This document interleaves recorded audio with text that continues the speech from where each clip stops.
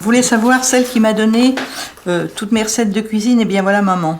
La voilà plus jeune, avec mon père et ma sœur. Et bon, il y a un petit quelque chose sur le tabouret. Ben, j'ai bien changé depuis. À Tramail vit Renée Raffin, cordon bleu qui s'ignore, créatrice d'une terrine de lapin à réveiller les morts. À Tramail dans le Charolais, on savoure les plus exquis des mets. Alors ce beau meuble? Voilà, ce beau meuble en bois verni, peut-être bois des îles, enfin acajou tout au moins. C'est un phono, tout bêtement un phono qui appartenait aux parents de mon beau-frère qui habitait Mont-Solémine. Voilà, c'était un mineur et on l'appelait le siffleur parce qu'il sifflait divinement bien et toute la journée à la mine, il sifflait. Et voilà. Et en état de marche? En état de marche, sans Non. problème. Oui, C'est pas si vrai. tu veux essayer, merci. C'est parti pour 78 tours.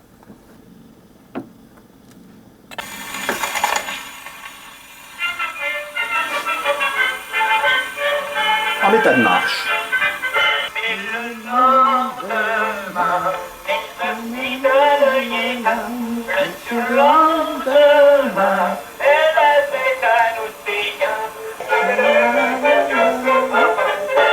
Bien, alors nous allons préparer une terrine de lapin. On va commencer par désosser le lapin. Alors, une recommandation, il faut faire très attention pour ne pas faire des petits os, qui n'est pas de petits os, il faut pratiquement le désarticuler. Donc,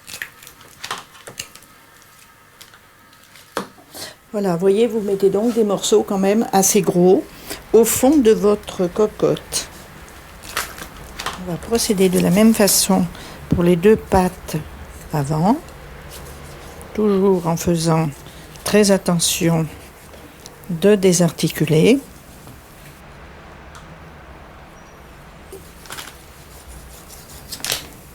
Vous enlevez les rognons. On va les mettre de côté, parce que j'aurai plus de place pour préparer le prix. Donc là, j'enlève le foie. Le foie, je le mets tout près. J'enlève encore un petit peu de sang, voilà, un petit morceau de peau. Je le mets dans la moulinette. Là, je vais enlever la poitrine, c'est-à-dire le mou. Et le chat va se régaler avec. Le mou, le cœur, ça, on ne le met pas. C'est le morceau du chat. Voilà. Hop. Alors, toujours pareil. Là, j'essaie un petit peu pour faire de la place dans ma casserole de recouper. Voilà.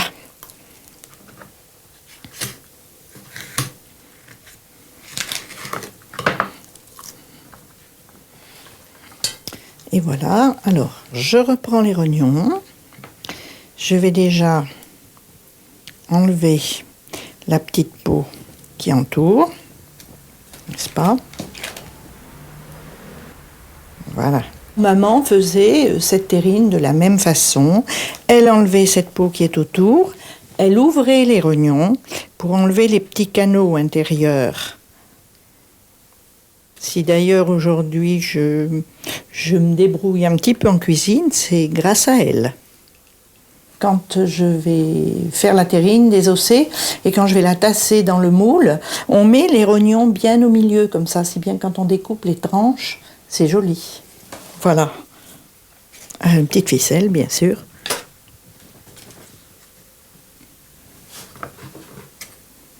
Voilà. Alors, on prend donc les deux rognons et on les met dans la partie côte. Tout ça parce que ça gagne de la place aussi. Et puis ça évite, ils sont un petit peu protégés, ça évite qu'ils se démolissent trop. Je prends le jarret de veau, je procède de la même façon. Je découpe en gros morceaux. Voilà. Bon, d'accord. Les os, on les mettra après. Le lard, vous enlevez la couenne. C'est une recette vraiment familiale. Parce que habituellement, les recettes de lapin, plus couramment, on désosse les lapins crus. Alors que là, il va se désosser une fois cuit et c'est très facile. Alors, je coupe le lard en morceaux pas trop gros parce que je vais le hacher avec le foie. et l'oignon. Les morceaux de lard, vous avez le foie ici. On va mettre là, la recette, c'est un oignon, mais 1 ou 2 selon la grosseur de l'oignon. Hein. Voilà. Donc, on va déjà hacher une première fois ceci. Hop là.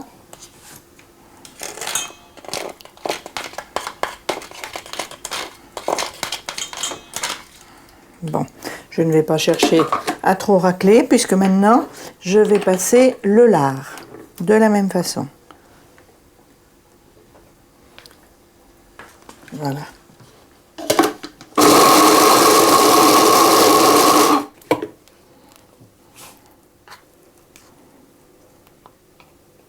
Voilà, c'est bon, ça décolle bien. À cette époque-là, et lorsqu'on avait des restes, il fallait les accommoder. On ne jetait rien. Voilà. Alors maintenant, votre farce qui est bien au milieu comme ça, c'est pas. Vous reprenez un ou deux morceaux de viande que vous mettez un petit peu dessus. Voilà, simplement. Comme ceci. D'accord? On va essayer. Les os sont bien gros, mais il faut que ça tienne. Un bon verre de vin blanc. Quel type de vin blanc? Vin blanc de la région, un Mâcon. Oui, parce que le lapin est gros. Allez, hop, puis j'en ai encore. Bien. Du Madère.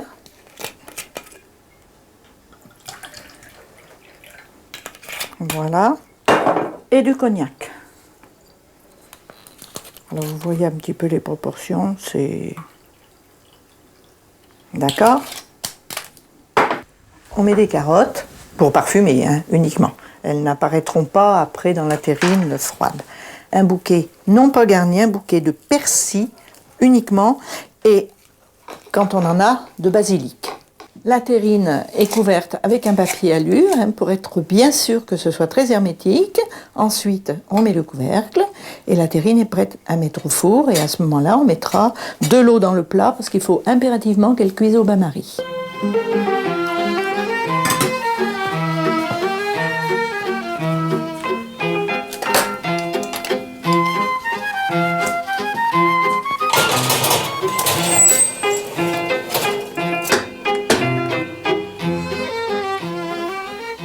Bien, c'est l'heure, on arrête le four, on va sortir la terrine. Donc elle a cuit 3h30 largement. Et c'est bien parce que le lapin était gros et donc il fallait ça. Alors maintenant, je vais déjà enlever bien évidemment les os. On enlève également le bouquet de persil basilic, puisqu'aujourd'hui on a mis du basilic. Quand on en a, ça ne nuit pas, bien au contraire. Alors ce qui est un petit peu plus long maintenant, hein, vous allez voir, je vais découper la viande qui s'effrite toute seule, du fait qu'elle est très cuite. Alors surtout, il ne faut pas la hacher, il faut simplement voilà, la découper comme ceci. Je vais faire réchauffer un petit peu le jus et je vais ressaler un tout petit peu parce que pour mon goût, je la trouve à peine assez salée. Tout petit peu. Et un soupçon de poivre. Mais un soupçon. Hein. On verse le jus. Il ne faut surtout pas le jeter. Ça permet de rendre la terrine moelleuse. Il faut quand même, oui, faire attention que la farce soit quand même bien mélangée.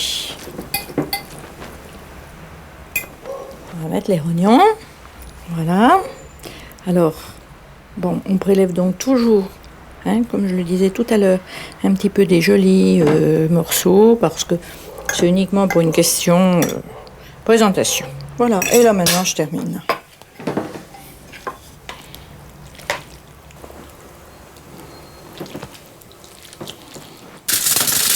Alors, une petite planche.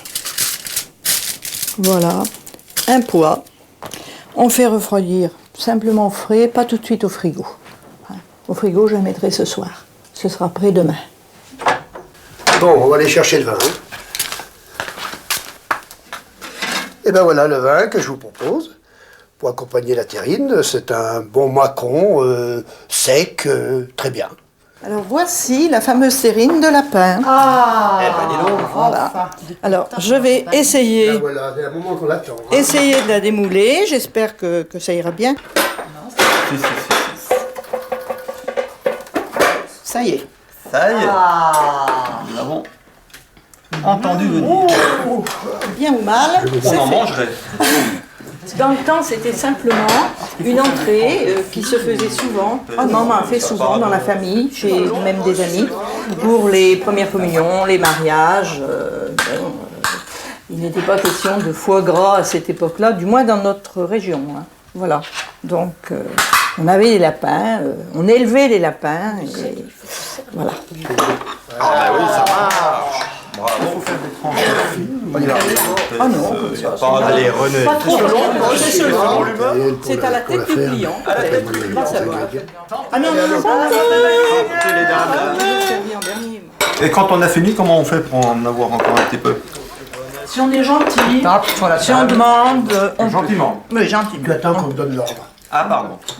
Ça a été une épicerie, ensuite un magasin de ménager, électricité, et puis nous avons repris. On est ici, voilà. Alors par contre, l'éclairage public est différent, hein. Ça n'est plus le même maintenant. On a quand même un petit peu amélioré. Vous voulez savoir celle qui m'a donné toutes mes recettes de cuisine? Eh bien voilà maman. Bon, elle est peut-être un peu tristounette sur cette photo. La voilà plus jeune, avec mon père et ma sœur. Et bon, il y a un petit quelque chose sur le tabouret. Ben, j'ai bien changé depuis. J'ai le souvenir, par exemple, du Mardi Gras.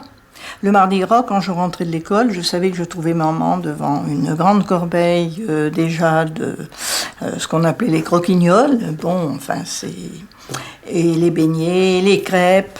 Ici, appelé mat fin et non pas crêpes.